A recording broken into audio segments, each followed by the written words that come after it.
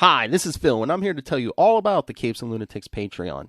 Don't miss out on our comic book creator interviews, including our monthly Chichester chats with comic book legend DG Chichester, superhero movie brackets in our search for the worst comic book movie of all time, and many, many more specials, all completely uncensored. Access starts for $3 a month, full video when you pledge $5 a month. Check out the link in our show notes or go to patreon.com/CapesandLunatics. Hope to see you there.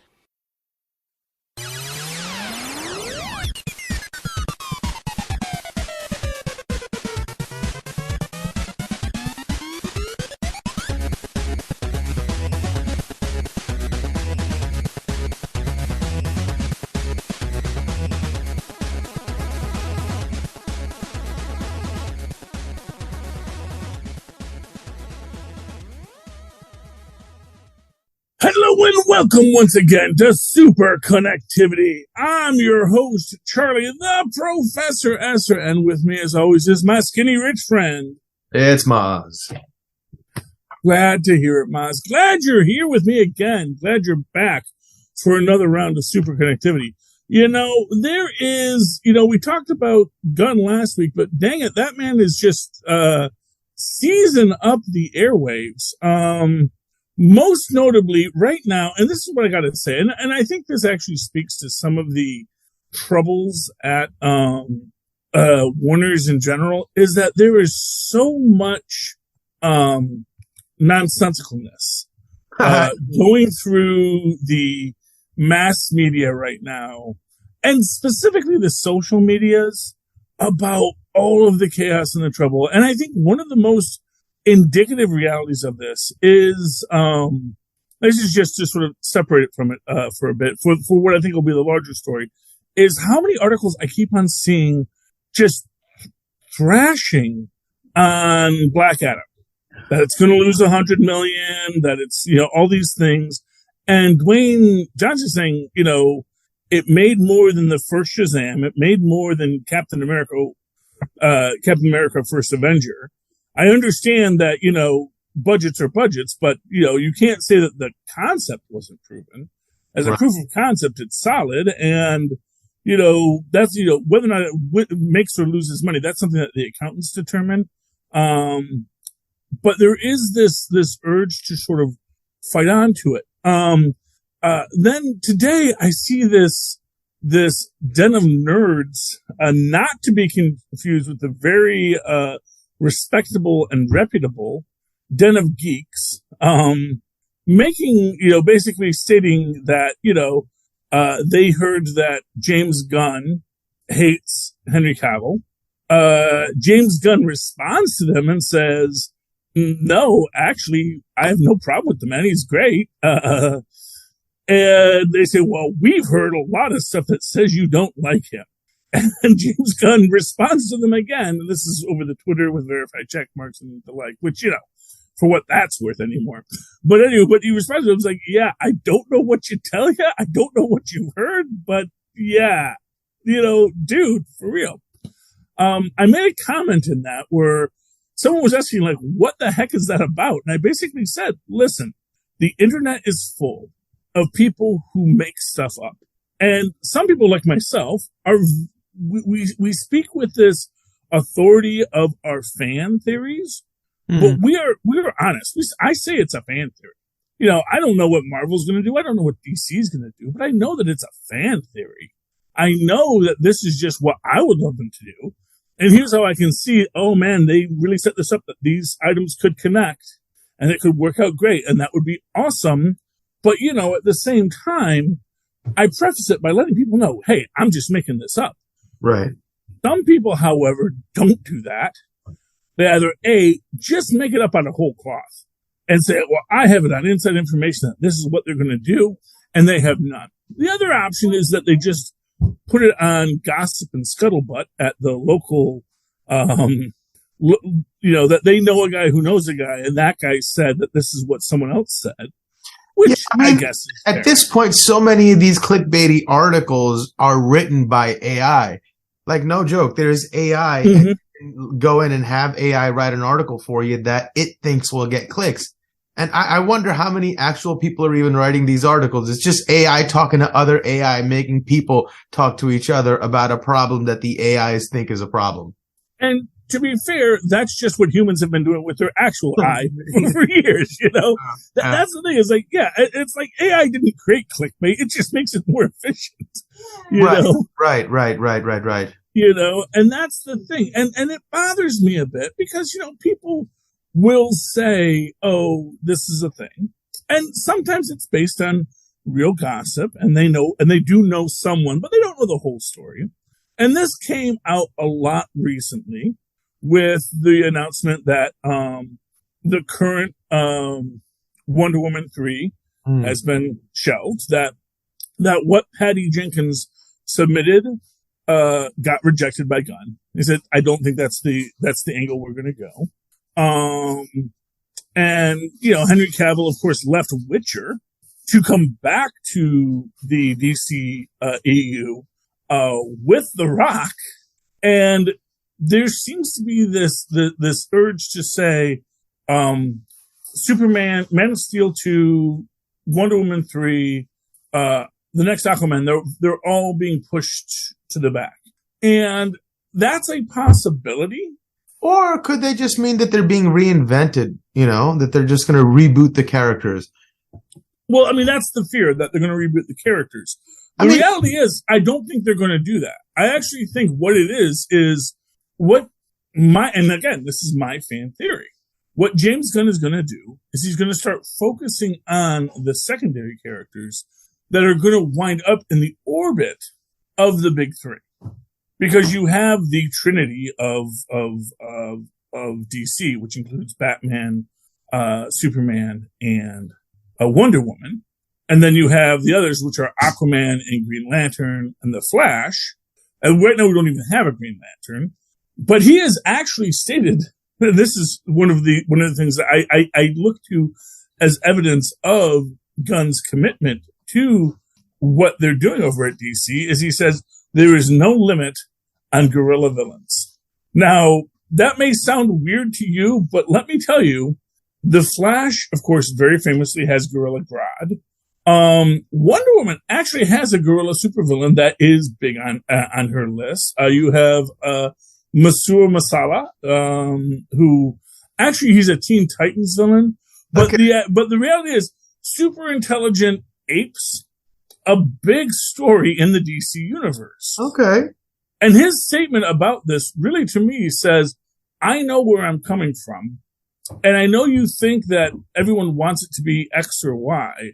I actually want these shows to be fun, and I want these shows to be entertaining. And I actually think that what we're going to need to do is to build out secondary characters and then have our superheroes flying above.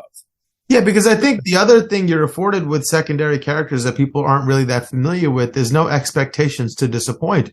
There's nobody to say, oh, it should have been this, it should have been that. It's like, no, this is cool. Everything is just with a sense of wonder saying, oh, this is cool. Exactly. And, to play it into what's been being said about Marvel recently, is there's been a lot of articles about in the next phase, Marvel is slowing things down because they want to do quality over quantity. And what it hits me about these is this is all angry nerds who didn't like what was popular, getting their way to say, see, they acknowledged that I was right and their stuff wasn't good. Whereas really everybody wants quality over quantity. No one is saying that Marvel wasn't doing quality over quantity with, I guess you could make some argument. There are people who will say that Thor Ragnarok was a little slow. What? A little, and I think it was slow, but not in the way you mean. No, I know, but it was not what people wanted, and that's fair. And honestly, I think that Marvel's cinematic stuff has been a little weaker compared to their TV stuff. Oh, for sure. I think their TV stuff has been stepping up the game expressly because of the way you can do things in a television format. I will say, though, it was a big risk, at least it felt like to me, to start going into this world of magic, and it's so unwieldy, and it's so hard to try to explain when you're trying to tell a grounded story. when you start bringing magic into it, and have to, sort of reconcile it with the super cool sci-fi aspect of the quantum realm. Well, yeah, but at the same time, is there any difference between science in the quantum realm and magic? Perhaps what I mean to say is they could have, if they wanted to do that, they didn't do a great job at it. They didn't make it compelling enough. They didn't make it not goofy enough. They didn't make it not confusing enough. And they went really highbrow with a lot of kind of things. They tried to go highbrow. They asked a lot of the audience. People, I mean, at least I was a little fatigued by how much they asked of me. And I was like, all right, I'll swallow that. Okay, fine. I'll give you that. There was a whole lot of that. And the payoffs, I didn't think were that great. And they faltered in some of the movies where the payoffs from those shows coalesced into crescendos of outcomes and consequences. Like, Doctor Strange, really, really annoyed me. Shang-Chi was really good. But Spider-Man, aside from like the moments where the three Spider-Men were on the screen together, the rest of that movie was kind of annoying. Yeah, and I can see that. I can absolutely see that. And then not even to talk about Thor and the giant like rainbow sprinkled pile that was. Yeah, well, I think, and ironically enough, I do think that that's a little bit of Takia, but I think that there's also a little bit of this urge to be more to have more Kirby Crackle in it, as it were, which people can argue whether or not it is. It's really, but it's just this idea of trying to be a little bit more bright. But also, I think that there's this argument to be made when you're dealing with a character like Thor. And this is going to sound weird, but I kind of compare it to if you've seen Jojo Rabbit. And, okay, so Jojo Rabbit is a very delightful yet disturbing film about a young person growing up in Nazi Germany, who's a good member of the Hitler Youth and all that kind of stuff, has his imaginary best friend who's Hitler, played by Taika Waititi. Okay. Yeah, and, there's this quality that when you're going to tell the story of a being that is somewhat outside of perception, the idea of a character like Thor, who goes through what Thor goes through, it's hard. I think that there's a quality of it that goes to humor. And this is an interesting thing because I think this is something that is so overlooked in human suffering. And I'm even going to give you another really out there example. If you've ever seen Schindler's List, there's a lot of comedy in it. There's a lot of parts of Schindler's List that is intended to be ridiculous because, first off, these are the stories of survivors. And people who survive trauma, not all of them become brooding masses. Very often they become people who will tell the funny story that they remember. They will tell the tale of the moment that, we survived and this is what was funny about it. And that's the idea. And I get the feeling that when you're dealing with a character like Thor, who has endured so much, that he is going to be, all of that, and the idea that said, well, he had all this growth in this scene and now he has no growth.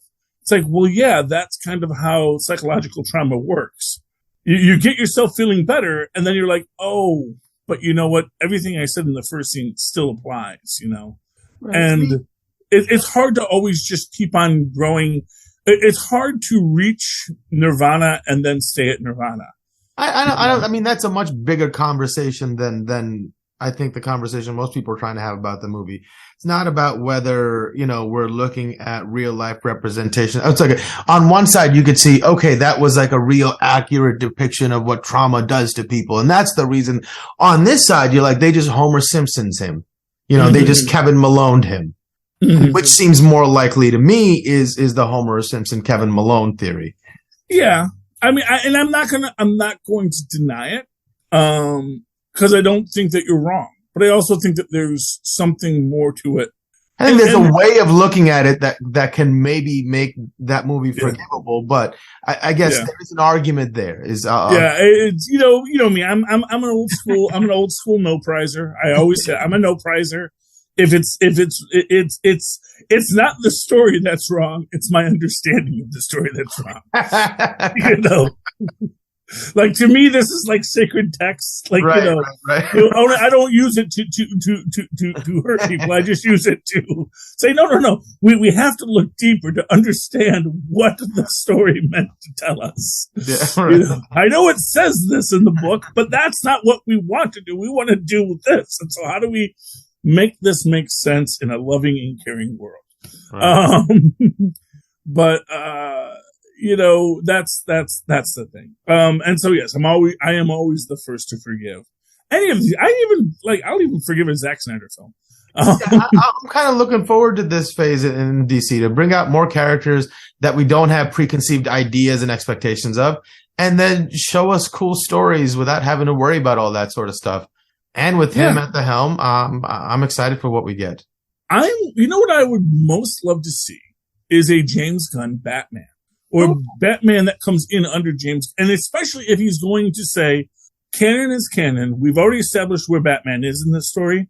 Now we need to build Batman. Now we need to build a Batfleck redemption arc where we're going to get him.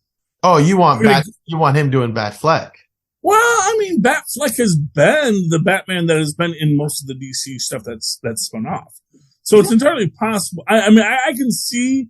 That's the thing. No one's used Matt Bat yet, you know, or you know, and so maybe we can integrate him into it. I don't worry about that. You know, it'd be kind of cool to see. Like, it's hard to do Batman in a modern world because technology is so digital.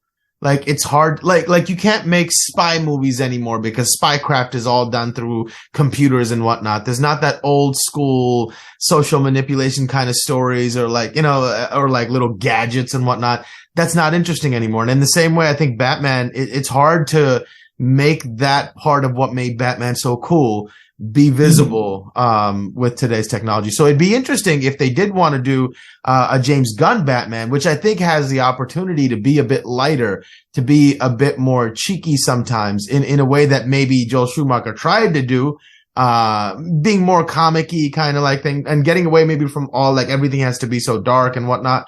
It might be a fun thing to do, especially if they can take it back to somewhere before technology was everywhere. Maybe do like a Batman during the Joker times in the 70s where, you know, everything wasn't digital. He didn't have GPS for everything. He had to, you know, have different ways of defeating these bad guys. That would be kind of cool. Yeah. I'm trying to remember the name of the one Robin. Chris O'Donnell? No. The Robin from The Dark Knight Returns, her name she was a redheaded girl. Her character name is, Carrie Kelly. Terry Keane Kelly is her name. And honestly, that's the thing is I actually think because they went into that, the idea of you give a Batfleck, Carrie Kelly, this young woman who wants to be his Robin, you know, this teen girl who's going to be like, no, man, I've been studying your history and I'm a fangirl. Yes, I admit it. But at the same time, I do understand the spirit. I do understand who Batman should be, and Batman should be Hope in the suicide slums, and have him have this sort of like mentor child relationship where, and yes, no sex involved, please. Thank you. No. I was thinking more along the lines of it'd be really, really cool to see like a grumpy old Batman deal with like a talky millennial. Exactly. That would be perfect. So much fun to watch. It would be. And that's a great story. Yeah. And that is, to me, I think that's something that I think that Gunn would love to do. Because I think Gunn is thinking, you know, well, we already have old Batman here. I know we got our Matt Bat over in this other universe. Although, here's one thing I do want to throw out there. I know you don't watch Stargirl, but, you know, at the very end of Stargirl, they had John Wesley Shipp return from the Speed Force as Jay Garrick. And for those who don't know, John Wesley Shipp was the original '80s Barry Allen Flash, and he comes back repeatedly in these products. Man loves to work, and they love to have him. John Wesley Shipp is a great actor. I actually think that's going to be the resolution to the, what do you want to say, Ezra Miller problem, that they're going to get John Wesley Shipp in there. I know everyone wants the current fashion.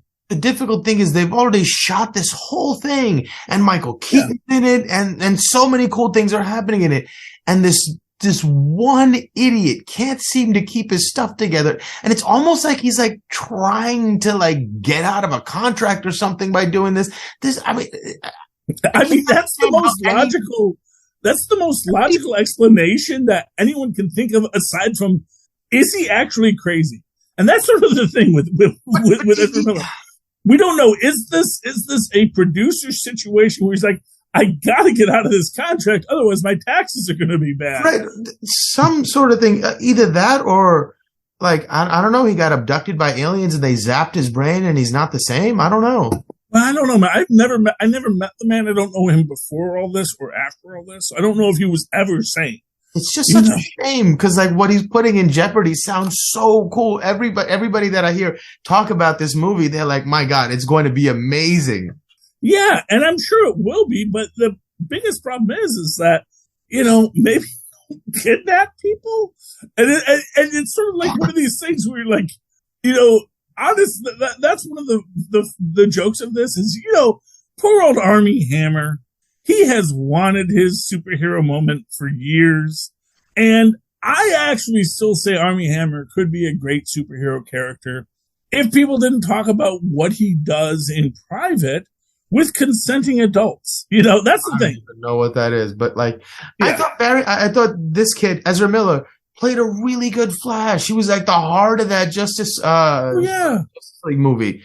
And like everybody was rooting for him. Everybody was rooting for him. I know. It's sad. It's sad. But that is the problem that you have when you're Ezra Miller, who honestly is dealing with stuff. And it's sort of like if Kanye West was white, it's like everyone knows he's crazy, but everyone's giving him a pass. That's what made me think about it, because I heard some people saying that maybe Kanye is doing all of this craziness just to get out of some deals that were inconvenient, so that he made it impossible for them to continue on with him and get him. I don't know, but again, it's always a possibility. Oh man, who was that? There was a mobster who did that for years. Who basically he played that he had dementia. And basically what he did was he walked around Brooklyn in his bathrobe. Is that Al Capone? Slippers. No. Al Capone actually had dementia. Oh. Al Capone actually had syphilitic dementia. No, this was a recent guy. Oh. I think I know his name. One second. Cool. Yes. That's like the long con, like in the movie The Prestige or something, Yeah. Well, they eventually caught him. Was it Vincent Gigante? Yeah, there we go. Vincent Gigante. That's pretty cool. He feigned insanity for years. Oh, that's beautiful, man. Yeah, Vinny the Chin. Yeah, that's him. Have they made a movie about this guy yet? I don't think they might have, man. I'm trying to think here. Oh man. That's ripe for the picking. That would make a great movie. Yeah, and his whole shtick is that when they eventually caught up with him, he just started like, because he was older. He was older when they caught up with him, and he said, "I don't know, what do you say? I'm an old man. I don't know anymore." And like, I was the king of Spain at one point, and now I vacuum the Turfet Skydome. Yeah, the old Uncle Leo defense. I don't know what I'm doing. I'm an old man. Exactly. In fact, that might have been influenced by this, because that would have been about at the same time. So Vinny the Chin, faked insanity for years to stay out of prison. And in fact, they even reference that in The Sopranos with Uncle Junior. Mm-hmm. But then, of course, the problem with Uncle Junior was that, wait, is he faking the insanity, or does he actually need help? And it got to be a whole thing. But yeah, Vinny the Chin. So, I mean, that's a real possibility with our good friend over there, Ezra Miller. But I don't think so, because unlike Vinny the Chin, he's not looking at prison time except for what he's doing. It's like Ezra Miller could actually go to prison for the choices he's making. And to be fair, I mean, just to take your way down memory lane, Robert Downey Jr. broke into a kid's room and fell asleep in their room. That was just because he was stoned out of his mind. Right. Robert Downey Jr. You know what? That's an interesting point to bring up, because look at the redemption arc that man has went on. Oh yeah. And so maybe there's hope that this guy can walk back and redeem himself. There's always hope for redemption if you get help. That's the real mental health message of this episode. Now you know, is like, look, if you're struggling with things, there are lots of phone numbers out there. There's lots of people you can talk to. And here's what I'll say: if you feel like you're in a moment where you're at your lowest, like, call someone, call a friend, call a family member, or just Google, I'm feeling crazy, who do I talk to? And it'll probably, let me Google that right now. I'm going to get you a phone number, folks. I'm feeling crazy, who can I talk to? And yeah, that's what I meant. Top 10 counseling sites. Okay, we got all the ads first. Oh yeah, you know what? Nowadays you can just call or text 988 or go to the 988 lifeline.org, or text MHA to 741-741 to connect with a trained crisis counselor from Crisis Text Line. Yeah, so if you are suffering from mental disorder, there are lots of things you can do. Please reach out to people. Or if you're just trying to get out of a contract, it probably helps your legal case. If you show, I called all these people to see how crazy I was. Right. Here's a paper trail for my crazy. Yes. Okay. So there we go. That's our public service message this episode. I think it should be part of basic health care. Like Medicare should cover. Well, I mean, first off, Mozzie, you know, we do live in the United States, right? You know, it's like, you know, the reality is like, it's you know, mental health care, physical health care should be something that people have. It would be very helpful if people had that stuff. But what are you going to do, Mozzie? What are you going to do? All right. What else is new? What else is new? Well, you know, anything new with Disney? With any new news with? Well, you know, of course, obviously, you know, Iger's back in, and that's the big news. Like, what Iger's going to do is always the open question, because Iger deals with much more than just Marvel. And Disney has had some rough goes, and one of their roughest goes has been like the first movie in years to actually really lose money, which is Strange New Worlds, which I'm sad to say I haven't seen yet. New Worlds was. Oh well, no, it's not Strange New. It's Strange World. Strange World. What is Strange World was meant to be a sort of a Disney by way of Pixar 3D animated film. It looks beautiful. It's a beautiful film. Oh yeah, it just recently. And the surprising thing is, I saw articles saying, "Oh, it didn't do well. It didn't do well." I didn't even know that movie was coming out until I went into the Regal app to buy my ticket for something else. And it's like, oh, there's a Disney movie coming out? I had no idea. They did not support it with any marketing whatsoever. I did not see a single commercial for it, not on YouTube, not on TV, not on a side ad or nothing. I opened up Disney Plus to watch other stuff, and never did I see any inkling that this was even a property that they were interested in, let alone had already produced a movie that was coming out in 2 days. See, that is weird to me, because, and this, you know what? This is where AI is failing, because I saw ads for it all the time. Really? Oh yeah. Because first off, I have children. It knows that. It knows I am just a gigantic man-child. You know, I make it clear with my posts that AI, no, I am a gigantic man child. That's why I watch Svengoolie every week. I mean, this is who I am. So yeah, I got lots of ads for it. I still didn't go to watch it because obviously it's going to be on my TV. And when I have time, I'll watch it. And that's, of course, a problem with streaming in general. This is the basic problem with the streaming platform is either you buy into it and then you're just paying for content as it goes, or you go to a theater to see it. But, my kids are old enough that they weren't excited about an animated show.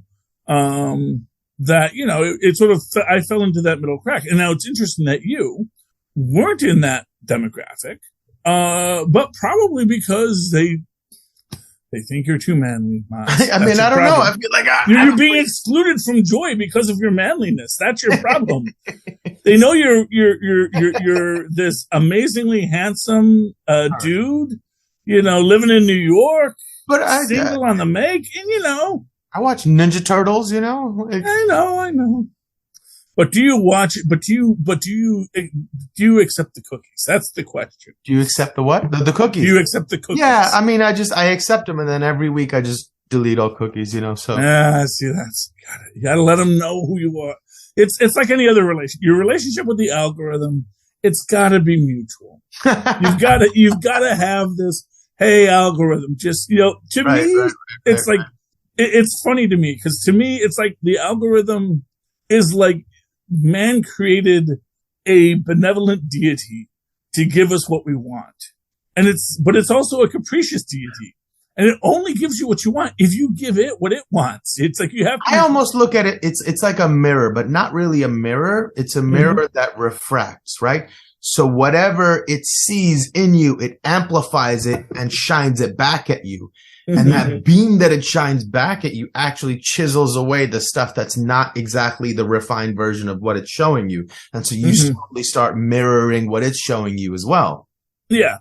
And I think that is a very real possibility as well. That's the thing about want and desire and need in general is that we want something, through this stuff and the algorithm will provide it for us. But at the same time, we also want to know what we're getting and we want to get what we want, but we also don't want it to know too much about it. It's a very complex relationship, to be certain, Mozz. But that is interesting to me that you saw nothing and I saw tons of hype for this. I am actually excited to see it. I just don't have to go to the theater to see it because it was also released on Disney Plus, so I can watch it whenever I want to. I just have to find 2 hours of a day where I can sit and enjoy a show myself, which is very hard with all the shows I have to watch. Well, if you do get a chance, don't do that with Avatar: The Way of Water. I have no interest. And to be fair, I didn't want to watch the first Avatar, and I got I hear it's going to be like visually absolutely stunning. Like people are walking out of the movie theater going, I've never seen anything like that in my life. Like technically just as big a leap as Avatar 1 was as far as like 3D effects and the visuals and how beautiful and how apparently there's some new techniques that we've never seen before that he's employed. CGI wise that people are like losing their minds over. I mean, like the story is good, it's emotional, it's serviceable, but like the visual aspect and the moment when you're in the movie theater going, oh my God, wow. Like that's what I'm really, really looking forward to. So for things like that can be streamed, there's some movies, but some movies I think deserve to be experienced rather than watched and explicated. I think that's going to be one of those. So I'm super, super excited for that. And now I've heard of these things called Screen X.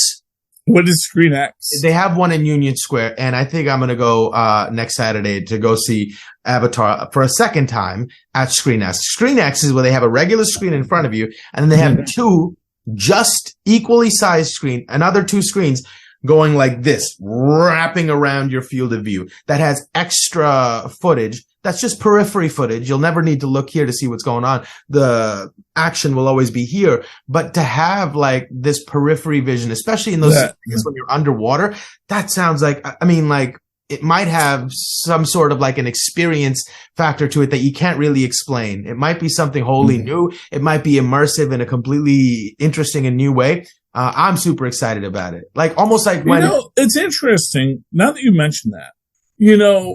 All VR headsets so far are still straight on, like basically the same as your phone.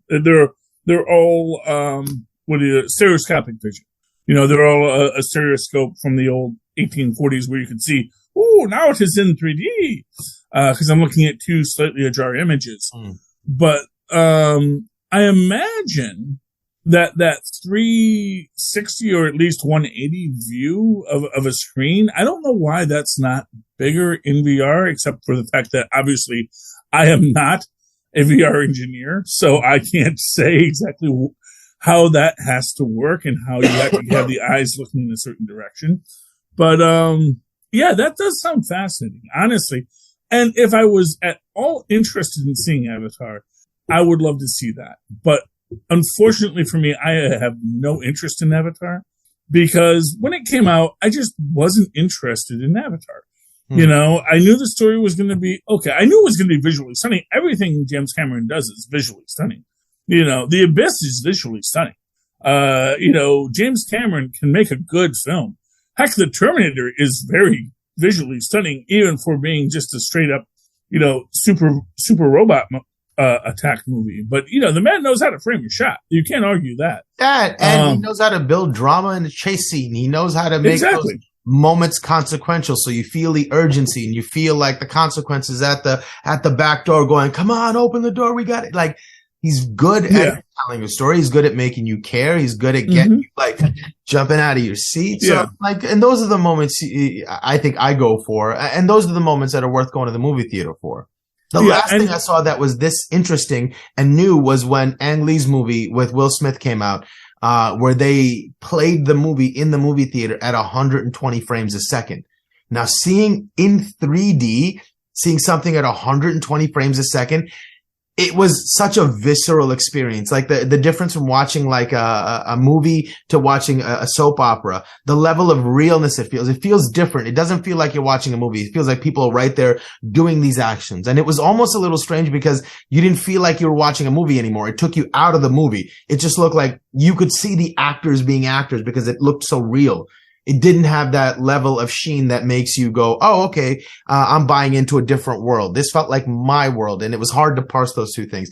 But when it came to the big action sequences, 120 frames a second in 3D with a motorcycle flying at, it's absolutely, you feel more there. The danger feels more intrinsic. So I'm excited about ScreenX and see what this is going to do. And I'm excited about what Avatar is and what these people mean when they walk out of the movie. I've never seen anything like that before. I can't wait to find out what that is. And I'm excited for it. So have you actually already seen it once or? No. I've just, they had the premiere and okay. So you're going to see the original Avatar in ScreenX? No. On Thursday, I'm going to see it regularly in 3D. And then on Saturday, I'm going to go to the city to go see it in ScreenX. Okay. Mozz, you live in the city. Don't anyone tells you don't live in the city. Oh, fair enough. I live in a city. You live in the city. Maybe in the suburbs of the city, but it's still the city. Yeah, just a ferry right away, my friend. But all that said, but you know what? And this again goes to the great algorithm. That I will bet you have seen more ads for Avatar 2 than I have. And I will bet you've seen, and again, just like I saw tons of ads for Strange Worlds, the algorithm isn't making me watch Avatar. I still have to see them because they're spending a lot to make sure I see them. And if I were the cinephile that you are, I probably would be seeing more of them. I'd probably even know about this ScreenX thing. I've never even heard of it, Mozz. And that's impressive because I try to keep up on this kind of stuff.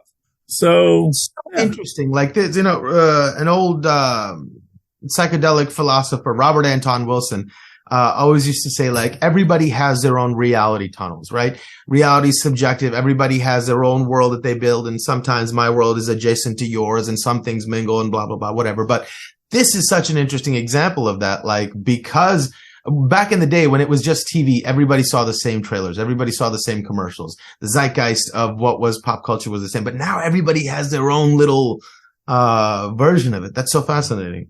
It is fascinating because that's what's interesting about our modern world, you know? Our modern world is at once as connected and as separated as it ever could possibly be. I think that on larger things, we all hear the same news, but at the end of the day, because of the nature of communication, and in a way that we've always done so, humans have always sought communication from people that they trusted. And the algorithm does its best to be a person you trust. Because if you don't trust the algorithm, you're going to start to actually have a negative response to the algorithm. And you're going to start saying, you know what? If the algorithm says it, it has to be bad. Because the algorithm is no worse than Madison Avenue. And, is just me, it's just you. Well, arguably, but it's also the idea that if the algorithm gets the wrong impression of you, but you might think it's the wrong impression of you, but if it's the impression that you gave, that is you, Well, I mean, again, it's numbers and it's reacting to its clicks. Like I said, let me tell you something. I still get ads for slim fit purple suits on Facebook. Now, I absolutely love purple suits, but I am not a slim fit man. Yeah, but perhaps the algorithm knows that if it shows you slim suits before it shows you something else, the probability of you buying that little thing might be a little bit higher. Well, I mean, it's possible, but again, like I said, the internet should know I'm fat by now. That part, no, but think about that for a second. If it has the wherewithal and the impulse to want to manipulate us emotionally in that way, that would be, oof, man, that's a scary thought. Well, true, but I will say this: I have actively written to Santa to the algorithm or to people about what specifically I wanted, which is a double-breasted belted trench coat. Even had a response about we're going to look into that. Still no double-breasted belted trench coats in fat guy sizes. And yes, I understand that they may find one that's $100, $200. You know what? I got birthdays. I just got a new job. You know what? Maybe that's a for Charlie present. And I would be okay with that. But, it's just this idea that, there are things I want and there's things I need. And I'm trying to work within the algorithm to get these things to me. But, as with all gods, they're fickle and do not care. They only care about what they can care about. Now, think for a second. Imagine if we had a little chip in our brain that had some sort of an algorithm that could truly understand us at that level and be able to use the predictive permutational calculative abilities of this thing to map out whatever's in front of me and be able to say, oh, what are the probabilities of this, and be able to act accordingly. What would that do to society if we could all have that power? Well, Rick and Morty had an episode about that. They had the death crystals that would show you how you would die. And so if you found the death you wanted, you just kept on walking and you basically had godlike power to walk on that path to that eventual death. But at the same time, the big reveal on that is that you only see your death. You don't know what happened before then. And you actually see that what he thought what the algorithm thought he wanted, or what he thought he wanted from the algorithm, was actually not what he wanted at all. So it is an interesting reality that this is what I'll say about having a chip in my head. I have enough voices in my head. I don't need Google. I don't need Twitter. I don't need anybody in my head but me, because I have a hard enough time managing everyone in there right now. Any final thoughts on the world in which we live, Mozz? Man, I am excited and grateful that I live in the future. That is true. And it's always important to remember we live in the future. And because we live in the future, you can now write to us in an archaic way called email and let us know what you think of this far-flung world of the future. Do so at CapesandLunatics@gmail.com. That's CapesandLunatics, all spelled out, at gmail.com. Call us on the telephone. The telephone, 19th century technology, my friends, you can still use to get in touch with us to let us know what you thought of our thoughts and our actions today at 614-382-2737. That's 614-38-CAPES. And likewise, go down to Linktree, linktr.ee/CapesandLunatics in our most advanced technology ever to buy merch, just like you'd find in the Sears catalog. We would love for you to go there, look at all of our shows, see if any of them are interesting to you beyond the amazing Superconnectivity, and of course, buy our merch and give us money through Cash App or by becoming a Patreon, where you will be able to vote on what we talk about next. And in the meantime, Mozz, how can people find you? Oh, they can email me at mozzmanzor@gmail.com or find me on Facebook under Mozz Manzor, MOZZMANZOOR. And of course, you can write to me in that old-fashioned email way the way our mothers and fathers once said, superconnectivityblog@gmail.com. That's superconnectivityblog@gmail.com. And find me on the Twitter as I live tweet things when I feel like it. I did not live tweet the last episode of Stargirl, sadly, and now it is the last episode. But maybe James Gunn will bring it back. And if he does, I will be there at Charlie Esther. That's CharlieEsser. Look for the 2 E's in the middle. For quality. Bing. Thank you, Mozz. All right, dear friends, you have come to the end of another episode of Superconnectivity. Please come back again, maybe next week, maybe in a week and a half. I don't know. I don't know how Phil is putting these up on the internets, but we would love to have you back to super connect with us again. Good night.